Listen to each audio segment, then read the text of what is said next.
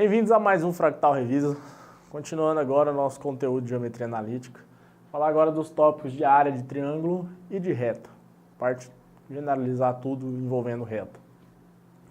Te falei que, dados 3 pontos quaisquer no plano, quando você monta a matriz desses 3 pontos, se o determinante da matriz der igual a 0, os 3 pontos estão alinhados, formando assim uma reta. Se o determinante dessa matriz der diferente de 0, tanto positivo quanto negativo, os 3 pontos estão desalinhados, formando assim um triângulo.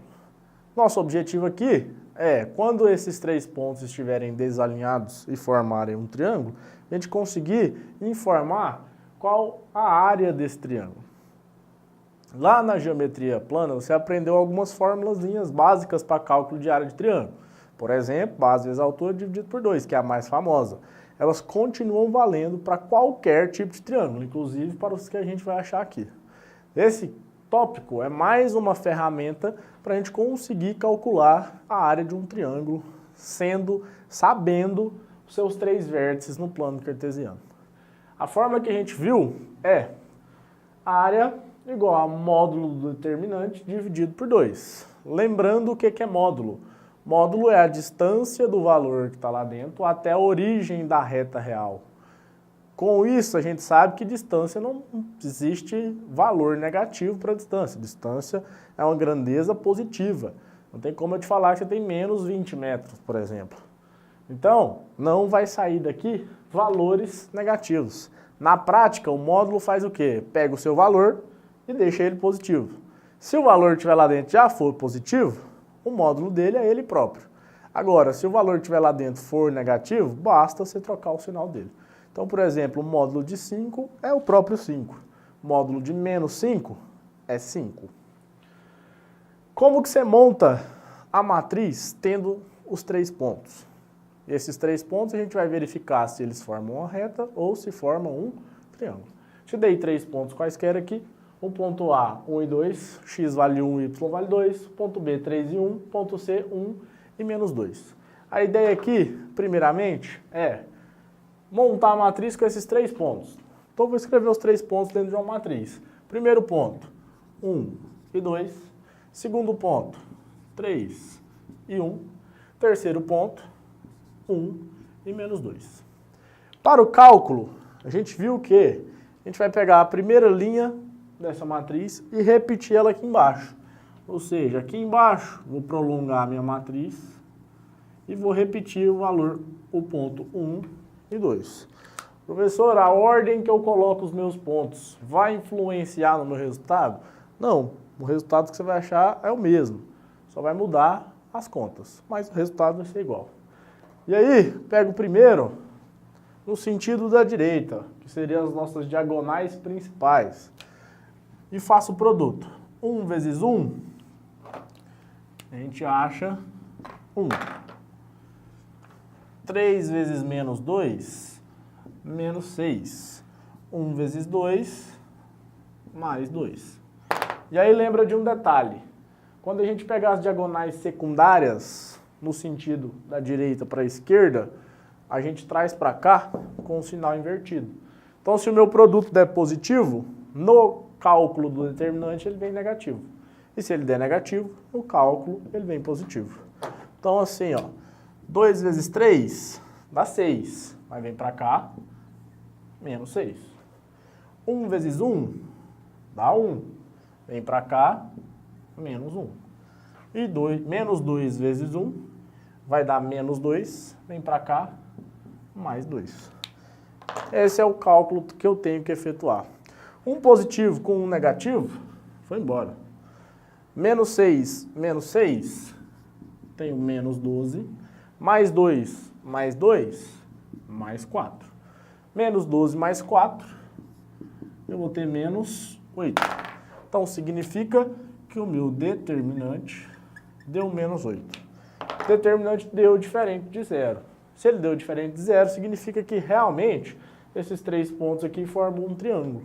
Meu objetivo agora é calcular a área desse triângulo. É só usar a formulazinha. A área é o módulo do determinante. Meu determinante deu menos 8. Então, o módulo de menos 8 dividido por 2. O módulo de menos 8 é ele positivo, 8. 8 dividido por 2, 4. Como nosso exercício aqui não deu nenhuma unidade de medida, vou escrever 4 unidades de área. Então significa que a área do triângulo que tem vértices A, B e C vale 4 unidades de área. Então essa é a nossa primeira ideia dessa aula, que é calcular a área de um triângulo. Vamos ver agora as propriedadezinhas de reta. Bom, falando sobre reta agora, vamos fazer um resumo geral do conteúdo que vai aparecer lá. A gente aprendeu que para calcular a equação da reta, foi um conteúdo na sua prova anterior, basta a gente pegar o determinante, formado pelos 3 pontos, e igualar ele a zero. Porque para ser reta, o determinante tem que ser igual a zero. Mas para conseguir determinar a equação de uma reta, eu preciso somente de 2 pontos. Meu terceiro ponto, eu ponho um ponto geral, x e y, para que eu consiga montar essa equação. Eu te mostrei que a gente tem 2 equações que representam uma reta. Uma que a gente dá o nome de equação geral da reta, que ela é escrita no módulo ax mais by mais c igual a zero. E uma que é a equação reduzida da reta, que basta você pegar a equação geral e isolar o y. E aí ela vai ficar com esse formato, y igual a mx mais n. E a gente viu também que o m tem um nomezinho específico, que é coeficiente angular, e que o n tem um nomezinho específico também, que é coeficiente linear. O coeficiente angular, ele é o termo que determina a inclinação da sua reta. Se ele for positivo, sua reta é crescente. Quanto maior for o valor dele, mais inclinada ela é. E se ele for negativo, a sua reta é decrescente. E quanto menor o valor dela, mais inclinada para baixo ela vai ser. Para calcular o coeficiente angular, a gente viu que o coeficiente angular é a tangente do ângulo θ. Quem que é o ângulo θ? É o ângulo formado pela reta e pela horizontal.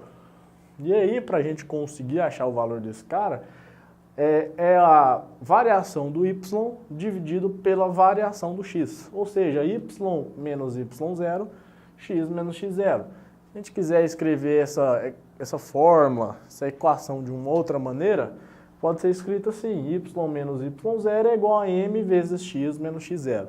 Essa ferramenta também serve para você conseguir determinar a equação de uma reta, caso você tenha o valor desse coeficiente angular. Então, também é mais uma ferramenta, além da matriz e do determinante, para calcular equações de reta. E esse coeficiente angular te mostra várias coisas. Uma delas é a posição relativa entre duas retas. Dadas duas retas quaisquer R e S, se os coeficientes angulares das duas forem iguais e os coeficientes lineares forem diferentes, você pode afirmar que você tem duas retas paralelas. Se o coeficiente das duas forem iguais e os coeficientes lineares também forem iguais, você vai ter duas retas coincidentes, ou seja, tem os mesmos pontos. Todos os pontos de uma pertencem também à outra. Voltando um pouquinho, retas paralelas são aquelas retas que não possuem pontos em comum e estão no mesmo plano. Agora, se os coeficientes angulares das duas retas forem diferentes, você vai ter duas retas concorrentes, ou seja, tem um ponto em comum. E uma observaçãozinha, se esses coeficientes angulares forem diferentes e o produto entre eles for igual a menos 1, você tem duas retas perpendiculares. O que são retas perpendiculares? São duas retas que formam um ângulo de 90 graus. Então, basicamente, sobre reta, o que a gente precisa saber é achar a equação da reta, usando o determinante, ou, se necessário, usando a formulazinha do coeficiente angular, e também saber essas relaçõezinhas aqui entre duas retas. Mas é isso, essa quantidade de informações que eu te passei hoje vai ser possível da gente conseguir fazer uma prova muito bem feita aí. Então, boa sorte!